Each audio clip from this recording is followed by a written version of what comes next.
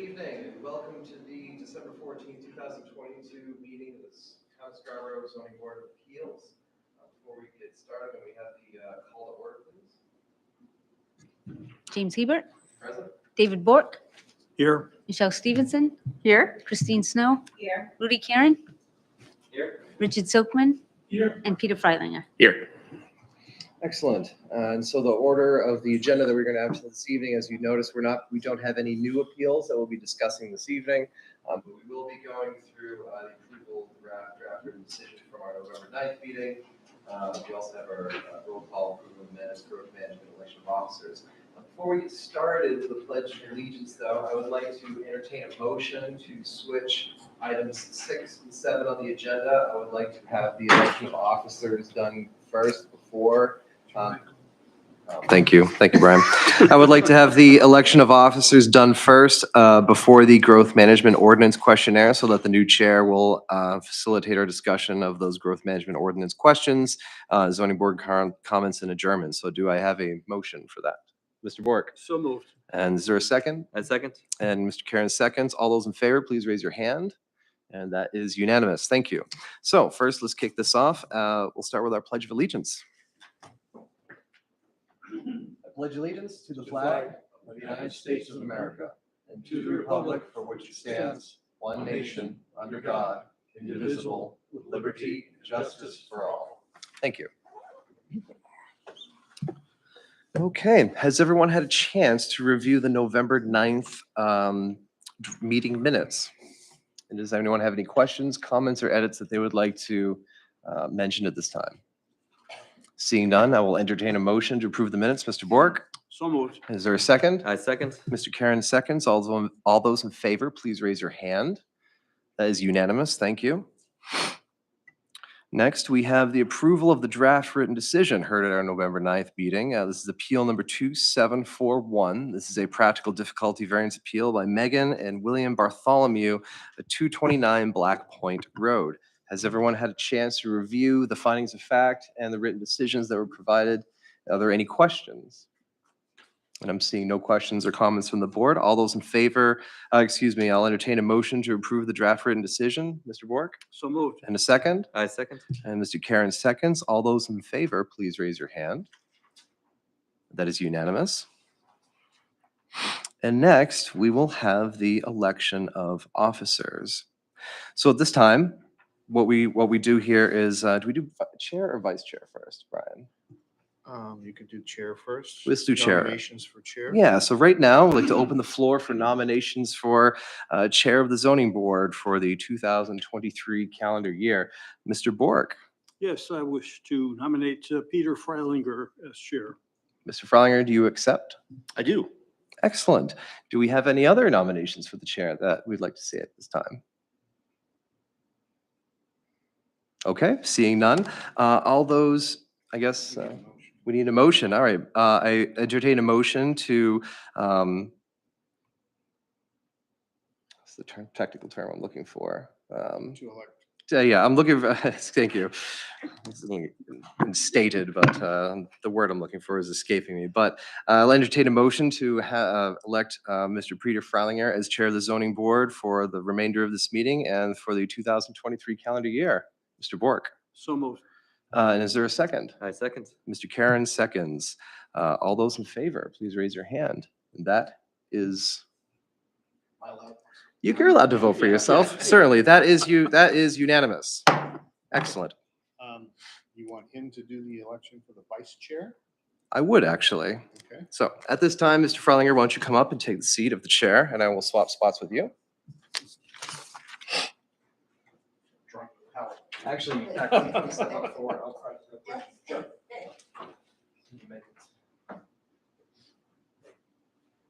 Yep, since we're in front of the camera, we can make this official, so congratulations. Thank you. So here's your gavel. Thank you, Mr. Chairman. It's a pleasure to succeed a wonderful former chairman. With you. I'll believe that for tonight. Good, thanks. Thank you, everyone. I appreciate your support and hope that we can at least match the fantastic performance of our past chairman. So thank you very much. And we'll have a couple words for that at the end of the session too. We'll now go about the nominating process for vice chair. Is there any nominations for vice chair? Yes. I'd like to nominate Christine Snow for vice chair.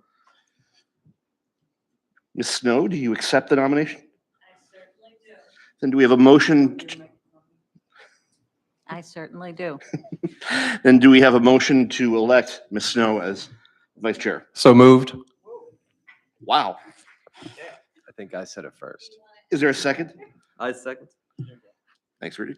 And all in favor, please raise your hand. The motion passes unanimously. Gosh, that's fun.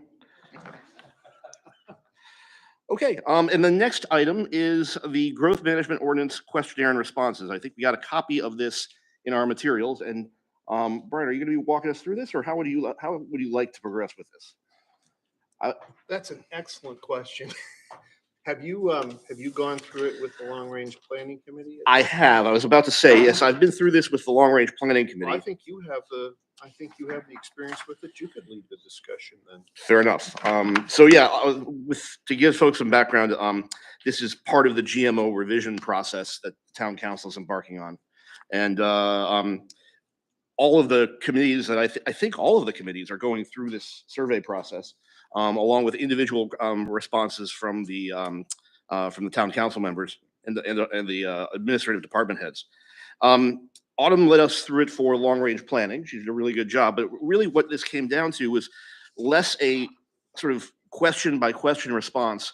What we did was we started on that basis, but we found that it kind of naturally led towards a more open discussion. And I think that was the intent of the survey process as well. So not necessarily that we have to make sure that we've checked the box on each question, but have a discussion that can then be summarized in our minutes and added to the overall discussion and survey kind of compilation process.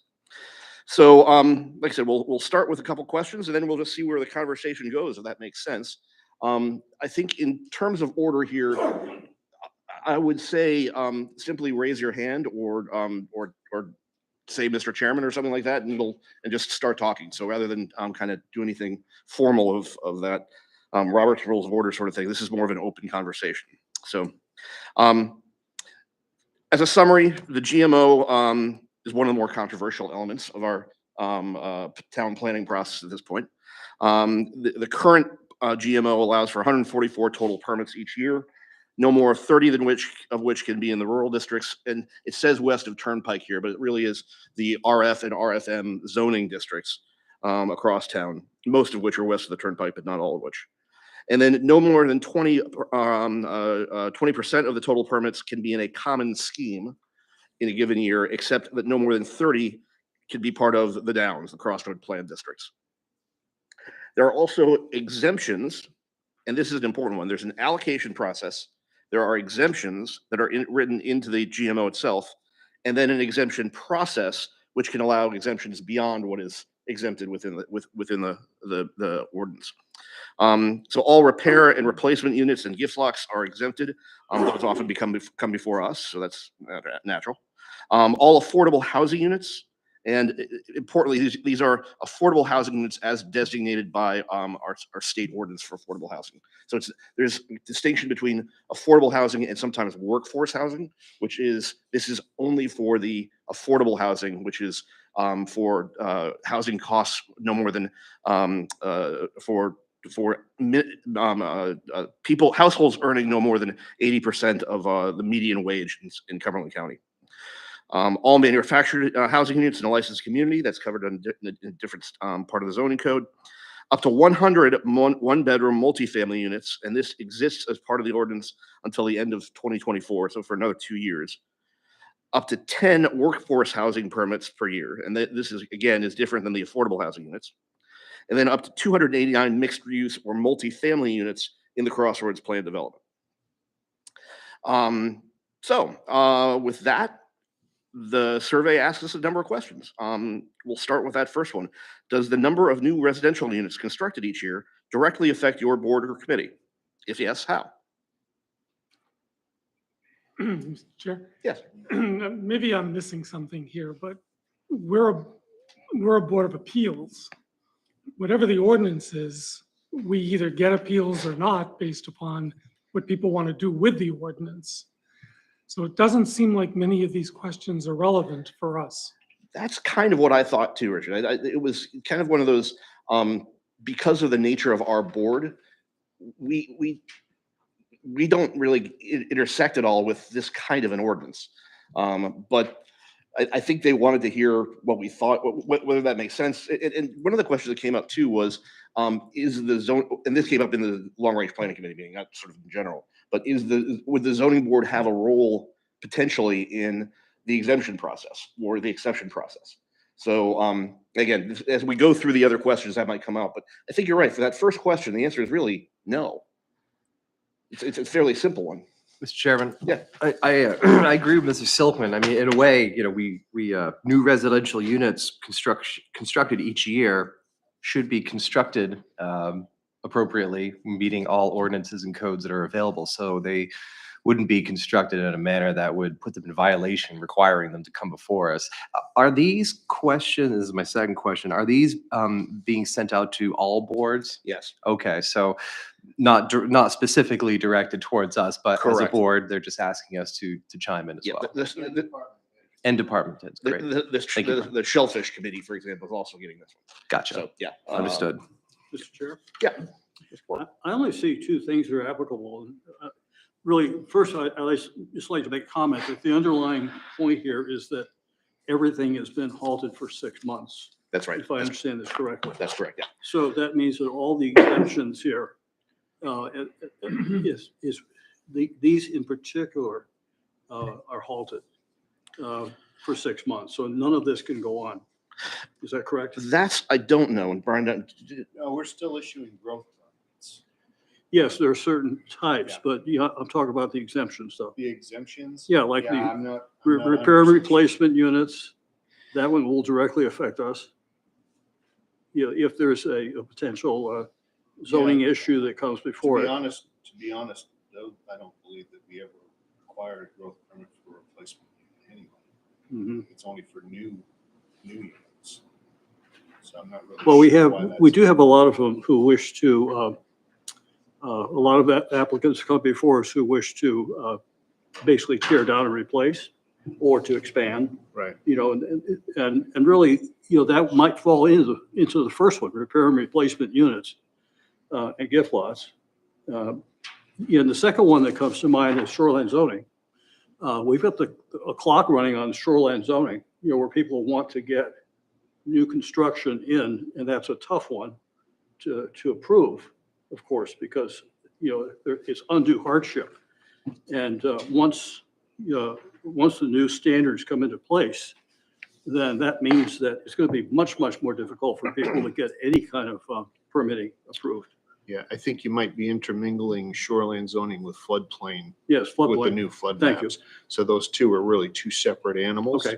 But sometimes related because the Yeah. properties may be both. So in that sense, it does impact us. I mean, there are some potential, you know, cases that would have come before us in the next 6 months that won't be coming before us anymore in those categories.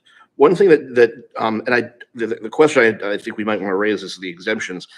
I think something like that where a new home is being constructed on an existing lot would be able to use the existing allocation, and those are still available. So the 144 total permits are still available on each year. It's the exemptions and the exemption process that's been halted by the 6-month review. As I understood it from how Autumn described it at the long range. I was only referring to the things that directly impact our Yeah, board. Mhm. So, yeah, obviously, there are a whole bunch of allocations in here which are halted Mhm. for the 6 months. But, you know, the only ones that I see that have any impact at all are the ones I mentioned. Yeah. The floodplain, is that right, correct, Brian? Yeah. And the first one, which is repair and replacement. Gotcha. You know, Okay. if there's zoning issues, you know, connected to either one. And I think where we would see it as a direct impact, you're saying, David, is that we now simply would not see those coming before the committee. Yes, and it also affects those people being able to come before us. Right. Yep. Yeah, and that has an adverse impact on the people in this community. Yep. Okay. We'll note that as part of the response. Any other comments on that first one or thoughts? Okay, then we'll move on. Does the effect of residential units constructed vary based on the type of housing? Yes, and why?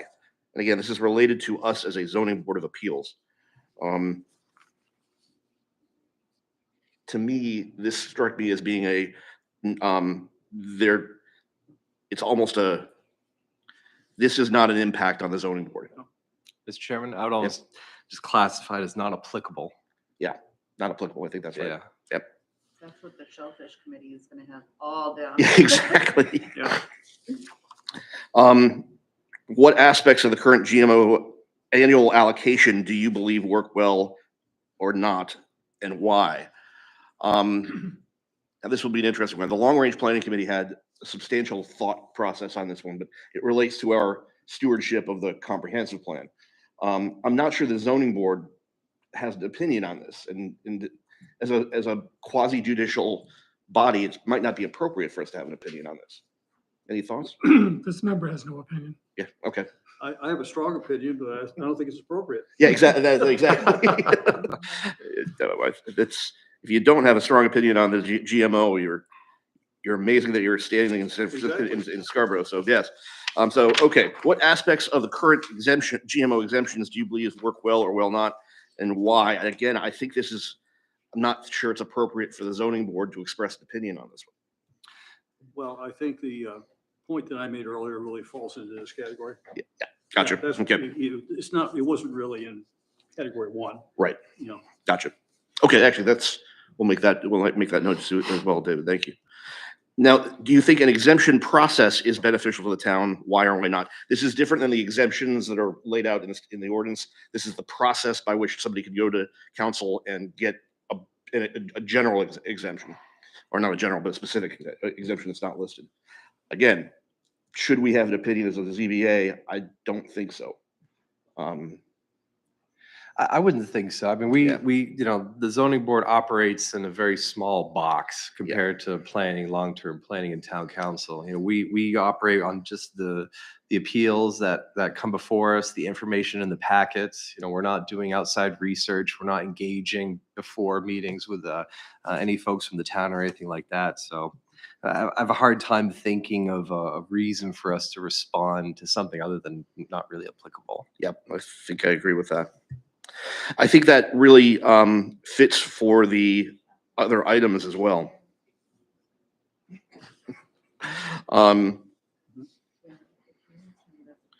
Yeah, that last one I think is another statement where we can say our role as a ZBA is a relatively narrow one. As a quasi-judicial body, it relates exclusively to examining whether applicants meet the specific elements of our zoning ordinance or the available appeals or special use permits under the ordinance, full stop. And we look to the town council and the town to establish the rules of the zoning ordinance that will govern our process. I would offer, Mr. Chair, if I may, the only thing that comes to mind on this, and I haven't given it a great deal of thought on number 8, would be, and I think it was mentioned earlier, if somehow the decision-making process fell on this board, or let me back up, an appeal to the decision-making process could fall to this board. Mhm. For example, if I was the one to deny a growth permit and somebody wanted to file an administrative appeal, Mhm. then the board would be hearing that appeal. Gotcha. The other thing, and I'm not sure if this is the case, if somebody was denied by council, let's say, on one of the exemptions, could they appeal that to the Board of Appeals? And I don't know the answer to that. Yeah, neither do I. But those are two situations where it could, I don't know if you'd call it directly or indirectly impact, or the principles of this committee or board in its decision-making would be in effect, if you would. Brian, that was a question I had. If you were to deny a growth management permit or growth permit under, say, one of the exemptions here, at the end of the 6-month window ends and people are coming to you and saying, no, hey, I want to put up the 11th workforce housing unit this year, or I want to put on the 10th workforce housing, and you say no, do you have a basis which they could appeal on, or is it just, do you have discretion to deny an exemption or? It's a great question. My first blush would be that in section 5 of the zoning ordinance, an administrative appeal can be brought by any decision or ruling made by the building inspector or code enforcement officer. So I would guess that if my decision was sort of the final decision and it didn't get bumped to council, for example, to decide whether they fit, because some of this is under the exemption process is really granted by council, I think, for the most part. Yeah, the Not exemption mine. process is council. Right. That is true. So I don't know that it would come to, I think in that case, I wouldn't be the one making that decision anyway. They'd first have to get that exemption from council in Got it. those cases. And frankly, with the modifications that were made to the growth management ordinance a couple of years ago, I don't really think that there's going to be much chance for somebody to appeal. For example, it used to be you could apply for a growth permit long before you ever had a building permit application. Now you have to apply at the same time. So your project is shovel ready. You're not banking that growth permit for later. That was a problem because those were only good for, I think it was 6 months. And at the end of 6 months, if they hadn't yet built that house, their permit expired. And we were forever getting complaints from developers and builders because their situation had changed and gee, they missed it by a week. And, so those were but I don't see a lot of opportunity, quite frankly, right now for me to be in that position or our department necessarily to be in that position because a lot of the changes now fall to council or could fall to the town manager when it's housing affordability because he's the one that determines that. Okay. So I don't think it would come to the board, but I just bring that up that if in some way they change the ordinance or set it up in a way that it does fall on my department or me to make that determination and somebody wants to appeal that determination if it doesn't go their way, then it could come to the board. But again, it's a long shot, I would say. Yes. Mr. Chair, I have a question for Brian. Sure. So what is the planning board subject to appeal to our board? I'm not sure I understand. Well, for example, if the planning board makes a decision and the applicant is denied, can they come before us to appeal the decision made by the planning board? Because in some municipalities, that is the case. Mm. I'm not sure if that's in our code. I think they could. I don't know that it's ever happened. Yeah. But I think technically they could. Well, again, I go back to the point of, we're putting in a 6 months, delay, no exemptions. And we may have some that come up. And I don't know if decisions made by planning board are relevant. I honestly, Dave, I'm not really sure. I'm Yeah, not okay. sure if that's possible. I'd have to go back to the ordinance and Yeah. see what authority. Sometimes it's only decisions of the code officer and other decisions would have to be taken to Superior Court. I don't know. Okay. I'm going to propose that we we'll fill out this sort of survey as written with the responses that we got, most of which are going to be not applicable or inappropriate for the zoning board to opine or something along those lines. But David will definitely include some of the comments you've made around the replacement units in particular, and some of the other things. I think we'll also include a request for clarification of what a GMO appeals process would look like, so that we can understand what a role would be, if any, and so we can understand what our responsibilities would be going forward. Good point. And then we'll include comments on this discussion in the minutes, but I don't think we need to formally approve a response. So do we need to bring this back to the board? And Well, yeah, that's actually a question for you. What did you do with the long range planning Well, Long Range Planning Committee, we are incorporating our response in the minutes, and that's it. That's it. You didn't actually put responses onto this. No, and part of the reason was Autumn was in the room with us, and she was taking notes and saying, got it, I'll fill out the form for you, and So I you said, want great. to, I want to ask, Doreen, do you feel, hearing this and with the recorded meeting, do we have enough to, in the minutes, to be able to formulate responses to each of these? Or is there anything that you feel we probably might want to clarify or get clarification?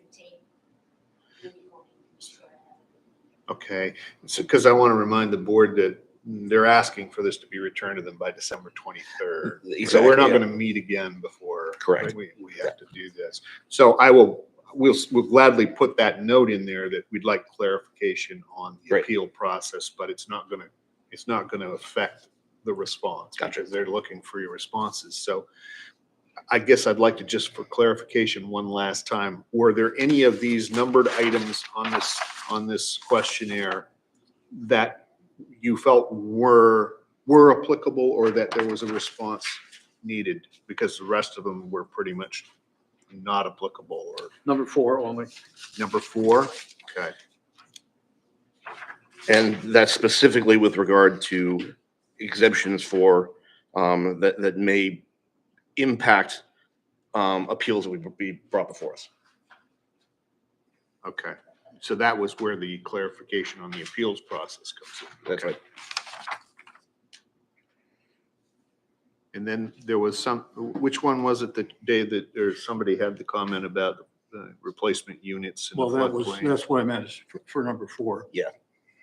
Okay, The way it's written, it has a negative impact, a potential negative impact on the board and the members of the public who might be appealing. Yeah.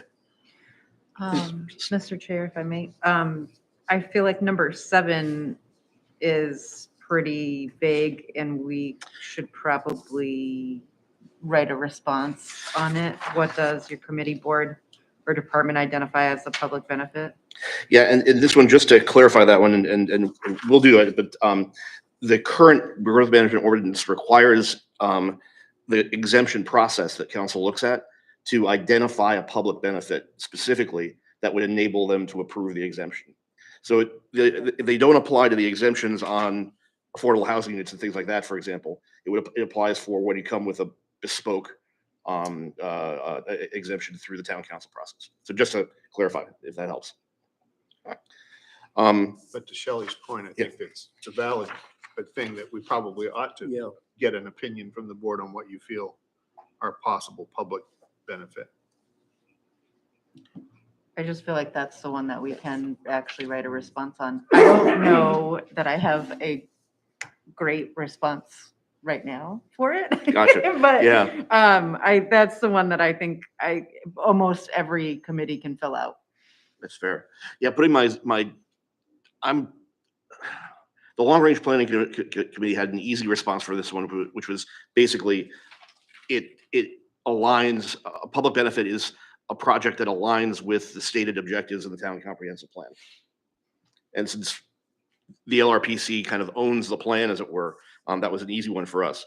For the zoning board, yeah, I don't know. I would think it has to fit in with what our mission is,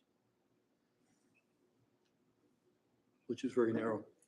I don't know how we define anything. Yeah. This is a public benefit of what? The growth management What? ordinance? I don't think it necessarily pertains to the board's mission. I think they're looking, they're just looking for this committee or this board's opinion on what public benefit is. Yeah. You know what I mean? And it is vague in the current ordinance, which is just that the town council must identify a public benefit. Yeah. Lowercase p, lowercase b, so it's not like even a defined term. When considering an exemption through the exemption process. And why would our board have an opinion on that? I can understand why each of us individually may, but I don't understand why the board would have an opinion on that. That's what I'm struggling with too, Richard.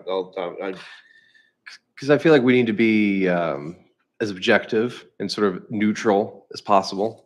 Because we treat every application and appeal and any administrative appeal or anything that comes through on the basis and merits of what that application is, and not And, we're not coming in with a, a certain agenda to, have more of X and less of Y, so to speak.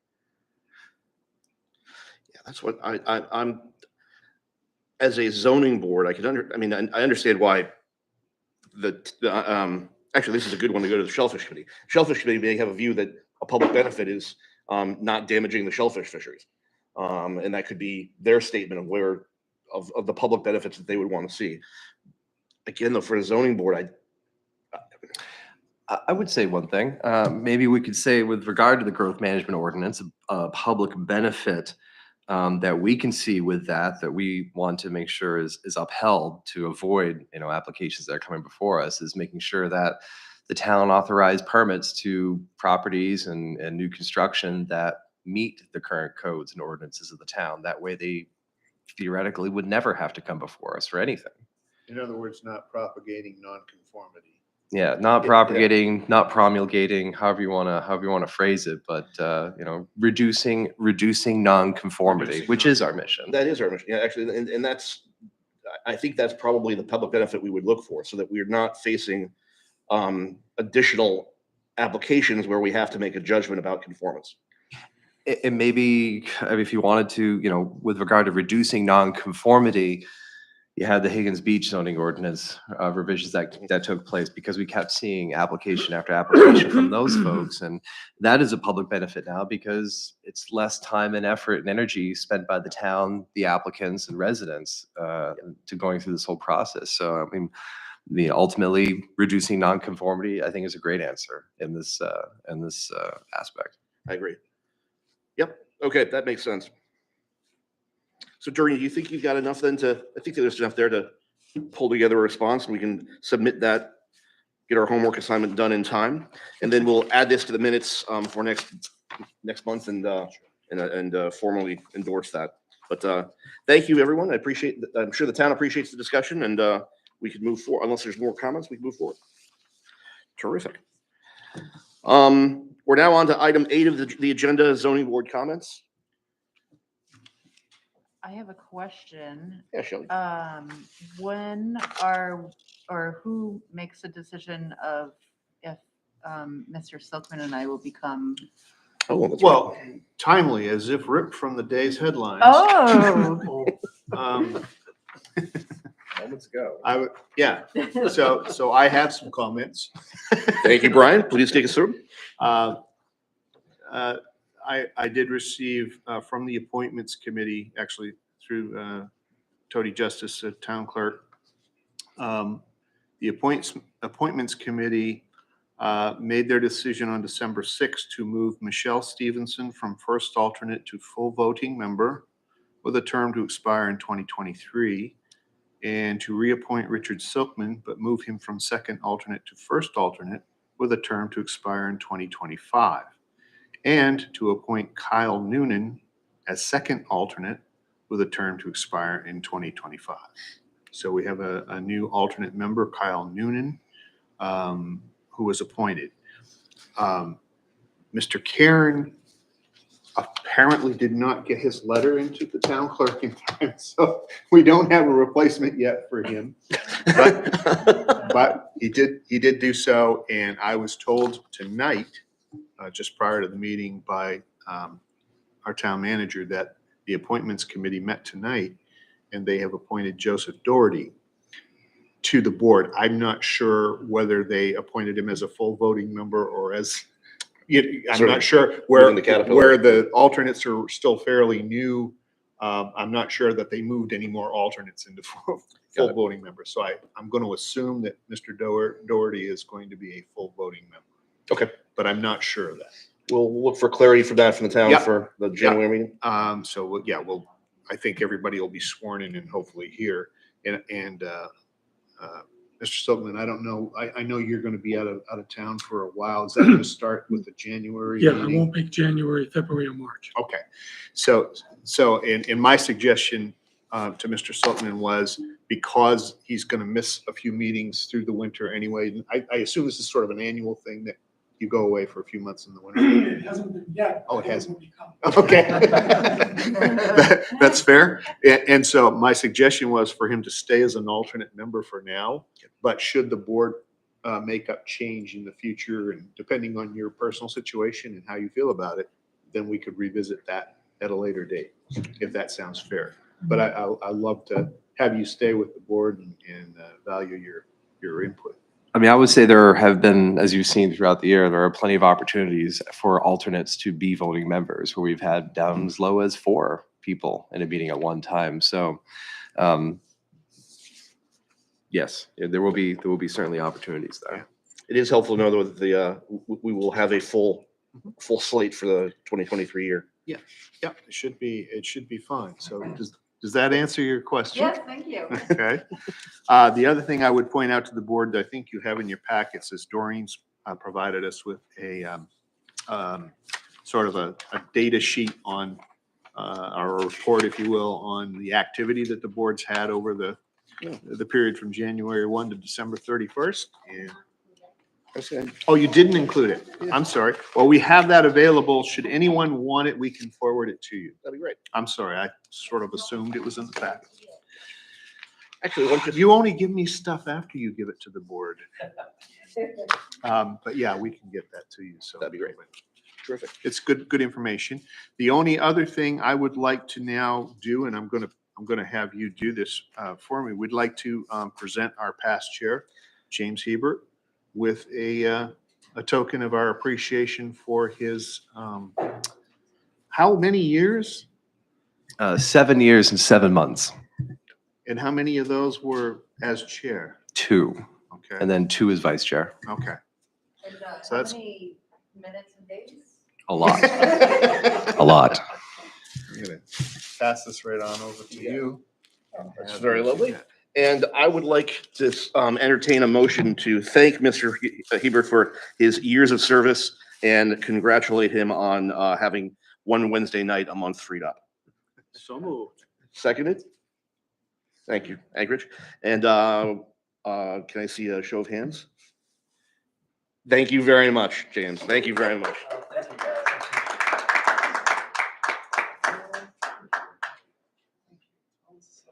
It is. Pass him the- I'm gonna pass that down. We might want to protect it. And if there are no further comments, I would entertain a motion to adjourn. Yes, I think we're, I just want to make sure I got all the things that I had on my list. Yes, I think we're good. So moved. And a second? All those in favor? Oh, man. The motion is approved. Thank you, everyone. Have a good night. Thank you guys so much. Yeah, exactly.